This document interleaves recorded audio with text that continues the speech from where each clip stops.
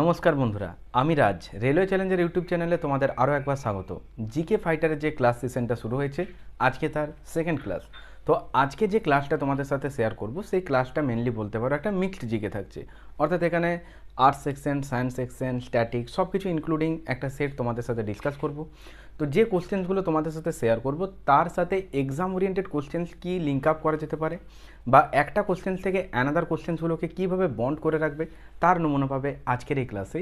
তো সরাসরি মুভ করছি আজকের class, GK fighter class number 2। যদি তুমি চ্যানেলে আজকে নিউ ভিউয়ার্স হয়ে থাকো, অবশ্যই চ্যানেলটিকে সাবস্ক্রাইব করে রাখো, আর পাশে বেল অন করে নোটিফিকেশানটা অল করে রাখো, যাতে করে পরবর্তী ক্লাসগুলো নোটিফিকেশান খুব সহজে তোমার কাছে পৌঁছে যায়। ডে বাই ডে ক্লাসগুলো আপলোড করব। তো শুরু করছি আজকের সেশন। আজকের প্রথম কোশ্চেন দেখো, মহাত্মা গান্ধী কোথা থেকে ভারতে এসেছিলেন, অর্থাৎ তিনি কোন জায়গা থেকে ভারতে এসেছিলেন। এই কোশ্চেনটা প্রায় পরীক্ষাতে দেখা গিয়েছে। তো অনেক সময় তোমরা কি উত্তরটা পাও, যেটা হচ্ছে নাটাল। এই নাটালটা কোথায় অবস্থিত? যেটা হচ্ছে সাউথ আফ্রিকা, অর্থাৎ দক্ষিণ আফ্রিকার নাটাল থেকে তিনি ভারতে এসেছেন। এখান থেকে কি কি এক্সাম ওরিয়েন্টেড কোশ্চেন হতে পারে? কোশ্চেনটা হয় যে তিনি কত সালে ভারতে এসেছেন। আনসার করে আসবে 1915 সালে ভারতে এসেছেন, এবং তারিখটা হচ্ছে 9 জানুয়ারি। এই যে 9 জানুয়ারি তিনি ভারতে এসেছেন, এই জন্য 9 জানুয়ারিতে বলা হয় প্রবাসী ভারতীয় দিবস। অর্থাৎ প্রবাসী ভারতীয় দিবস তাহলে কবে পালিত করা হয়? উত্তর করে আসবে 9th জানুয়ারি। ক্লিয়ার হয়েছে? এই যে 4th জানুয়ারি, যেটা হচ্ছে ওয়ার্ল্ড পেল ডে, তাই না?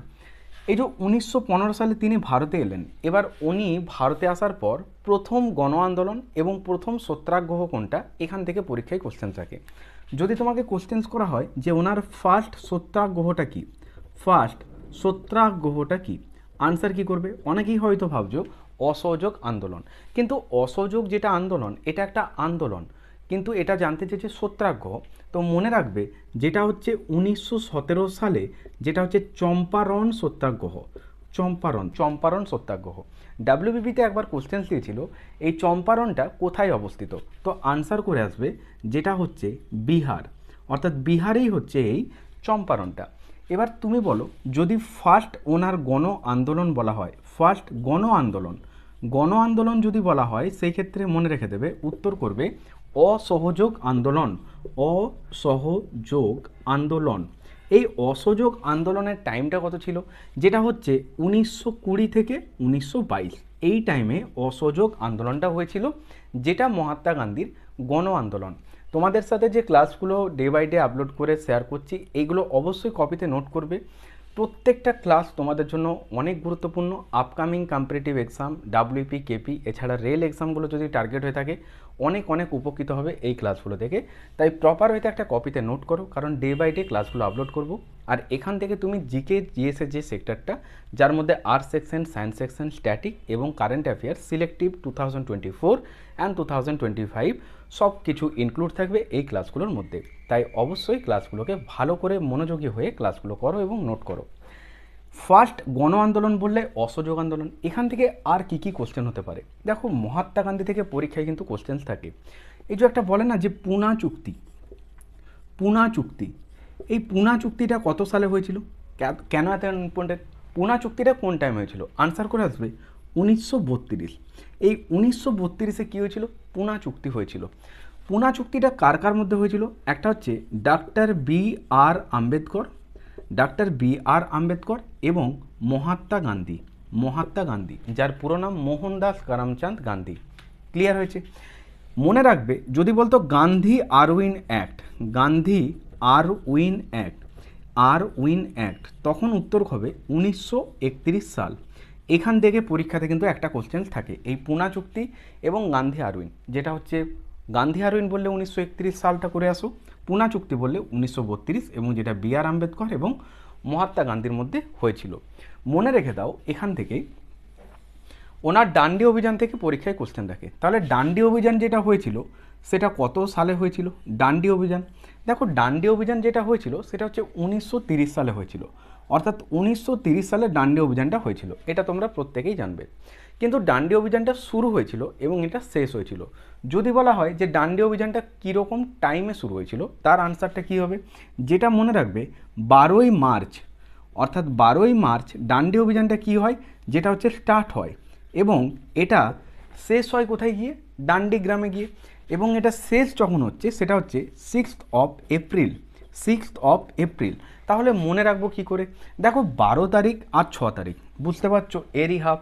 এবার মার্চ মাসটা তো আগে, তাহলে শুরু হচ্ছে আগে, শেষ হচ্ছে পরে, তারপরে অর্থাৎ এপ্রিল দিন। মনে রেখে দেবে এপ্রিল মাসটা। তাহলে 1930-এর 12ই মার্চ ডান্ডি অভিযানটা শুরু হচ্ছে এবং 1930-এরই 6 এপ্রিল ডান্ডি অভিযানটা শেষ হচ্ছে। এই ডান্ডি অভিযান থেকে তোমাকে আর কী কী ইনফরমেশান মনে রাখতে হবে, দেখো যে ইনফরমেশানগুলো দেবো মোর এনাফ আপকামিং তোমার এক্সামের জন্য। এখান থেকেই কোশ্চেন কিন্তু তুমি পরীক্ষাতে কমন পাবে।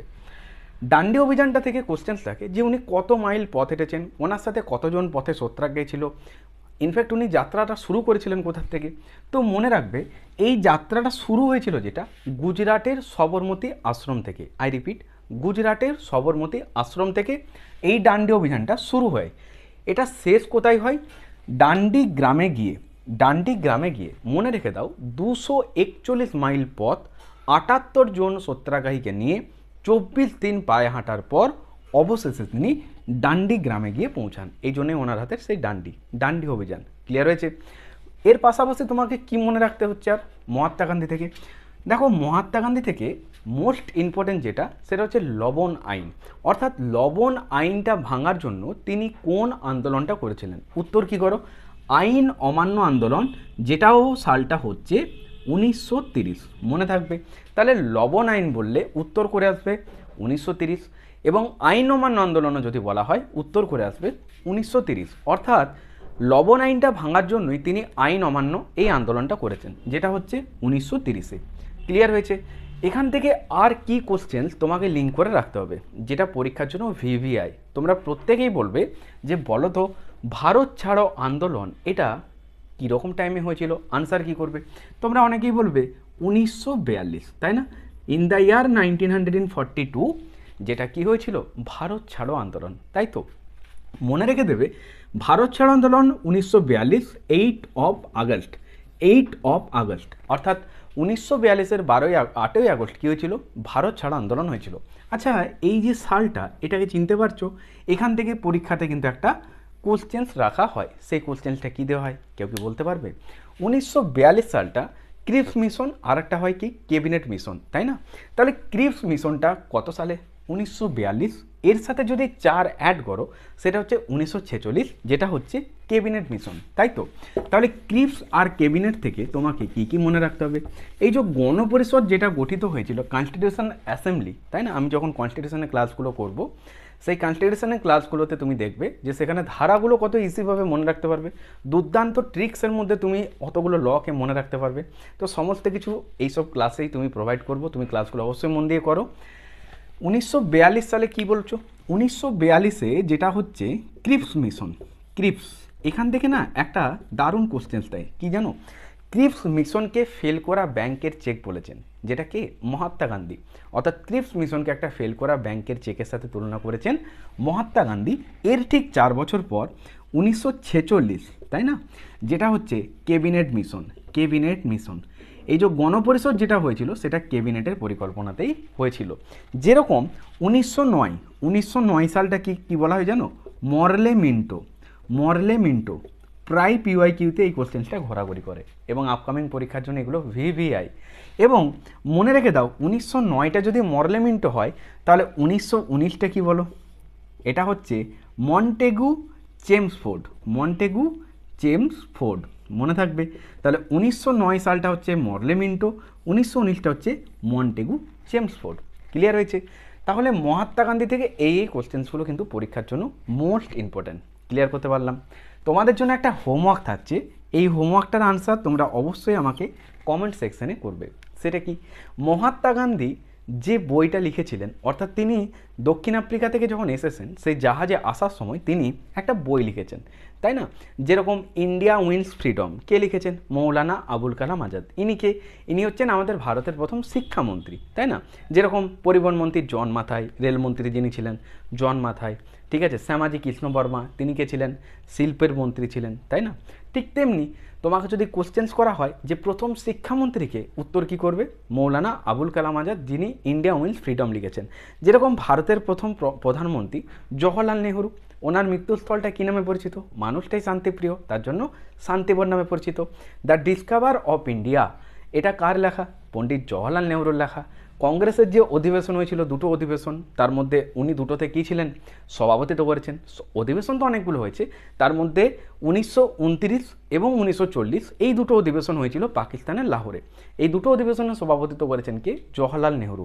যেটা 1929-এ হয়েছিল, এটার মেন উক্তি কী ছিল? এটার উক্তি ছিল পূর্ণ স্বরাজের দাবি, তাই তো? এই পূর্ণ স্বরাজ, এই স্বরাজ থেকে একটা কোশ্চেন দেয় যে স্বরাজ্য দলের প্রধান দুজন নেতার নাম বলো। CR দাস এবং মতিলাল নেহরু, অর্থাৎ চিত্তরঞ্জন দাস এবং মতিলাল নেহরু। এই যে চিত্তরঞ্জন দাস, ইনি আবার কে ছিলেন? ইনি ছিলেন নেতাজি সুভাষচন্দ্র বোসের রাজনৈতিক গুরু। ঠিক যেরকম মহাত্মা গান্ধীর রাজনৈতিক গুরু কে ছিলেন? গোপাল কৃষ্ণ গোখলে, যিনি আবার সার্ভেন্টস অফ ইন্ডিয়া সোসাইটি এটা প্রতিষ্ঠা করেছেন। যেরকম লন্ডনে ইন্ডিয়া হাউসের প্রতিষ্ঠা কে করেছেন? আনসার করবে শ্যামাজি কৃষ্ণ বর্মা। যেরকম লন্ডনে ইন্ডিয়া হাউসের প্রতিষ্ঠাতা কে করেছেন? তার উত্তর কী করবে? দাদাভাই নৌরোজি, যাকে আমরা কি বলে চিনি? The grand old man of India. যেরকম মিসাইল ম্যান অফ ইন্ডিয়া কাকে বলো? Doctor APJ Abdul Kalam. The ভারতের লৌহ মানব মানে আয়রন ম্যান বলে কাকে চেনো? সেটা হচ্ছে সর্দার বল্লভভাই প্যাটেল, যিনি ভারতের প্রথম উপপ্রধানমন্ত্রী ছিলেন। বরদৌলি সত্যাগ্রহ, যেটা 1928, এটা তো উনি তো আন্দোলনের নেতৃত্ব দিয়েছিলেন, এবং এই আন্দোলনটার পরেই তিনি কী হয়েছিলেন? এই যে সর্দার নামে ভূষিত হয়েছিলেন। এই সর্দার আখ্যাটা ওনাকে কে দিয়েছেন? মহাত্মা গান্ধী, এবং ভারতের মহিলা দলগতভাবে এই আখ্যাটা ওনাকে দেওয়া হয়। ঠিক আছে, তো আজকে তোমাদের জন্য যে হোমওয়ার্কটা থাকলো, সেই হোমওয়ার্কটা হচ্ছে মহাত্মা গান্ধী যে বইটা লিখেছিলেন জাহাজে আস্তে আস্তে, সেই বইটার নাম কি? ঠিক আছে, তো প্রত্যেকের কাছে কমেন্ট সেকশানে এই অ্যান্সারটা দেখতে চাই। অবশ্যই তোমরা কমেন্ট সেকশানে এটার উত্তরটা জানিও, এবং মহাত্মা গান্ধী থেকে যে কোশ্চেন্সগুলো আজকে আমি তোমাদের করালাম অবশ্যই কপিতে নোট করো। আজকের ক্লাসটা একটা মিক্সড জিকে সেট ছিল, তো ওভারঅল এই ক্লাসটাই তোমাদের সাথে আজকে শেয়ার করলাম। নেক্সট ক্লাস যেটা থাকবে সেটা থাকবে কনস্টিটিউশনের ক্লাস 1। এইভাবে ক্লাসগুলো প্রপার হতে কমপ্লিট করব। আর লীলারয় ক্র্যাক বাই 2024 কলকাতা পুলিশের যে বইটা, এই বইটা কিন্তু অলরেডি সেট 9 পর্যন্ত ম্যাথ রিজনিং সলিউশন করা রয়েছে। প্লেলিস্ট সেকশনটা ভিজিট করে নিও। উইকলি একদিন ম্যাথ এবং একদিন রিজনিং, এই দুটো করে ক্লাস তোমরা কিন্তু এই চ্যানেল থেকে পেয়ে যাচ্ছ। ওকে, তো যারা ক্র্যাক বইটা ফলো করো অবশ্যই তোমরা আমার প্লেলিস্টটা ভিজিট করো, সেখানে দেখবে সেট 9 পর্যন্ত ম্যাথামেটিক্স এবং রিজনিংয়ের কমপ্লিট সলিউশন রয়েছে। আর বাকি যে সেটগুলো তার সলিউশন উইকলি একটা করে ম্যাথ এবং রিজনিং তোমরা খুব শীঘ্রই পেয়ে যাচ্ছ, এবং ওটাকে আমি কমপ্লিট করে দেবো। দেন WBPর সেটটা আমরা কমপ্লিট করব। ওকে, তো আজ এই পর্যন্তই। যদি ভিডিওটা ভালো লেগে থাকে অবশ্যই ভিডিওতে একটা করে লাইক করো, তোমাদের লাইক খুব জরুরি। আর চ্যানেলে নিউ ভিউয়ার্স হলে অবশ্যই সাবস্ক্রাইব করে রাখো, আর পাশে বেল অন করে নোটিফিকেশন অন করো, যাতে করে পরবর্তী ক্লাসগুলো নোটিফিকেশন খুব সহজে তোমার ফোনে পৌঁছে যায়। আর ডিসক্রিপশন বক্সে টেলিগ্রাম গ্রুপে লিঙ্ক দেওয়া রয়েছে, সরাসরি টেলিগ্রামে জয়েন করে নিও, যাতে করে ক্লাস ওরিয়েন্টেড সমস্ত কিছু আপডেট টেলিগ্রামে সবার প্রথম তুমি জানতে পারো। প্রত্যেকে ভালো থেকো, মন দিয়ে পড়াশোনা করো। দেখা হবে নেক্সট ক্লাসে। টাটা।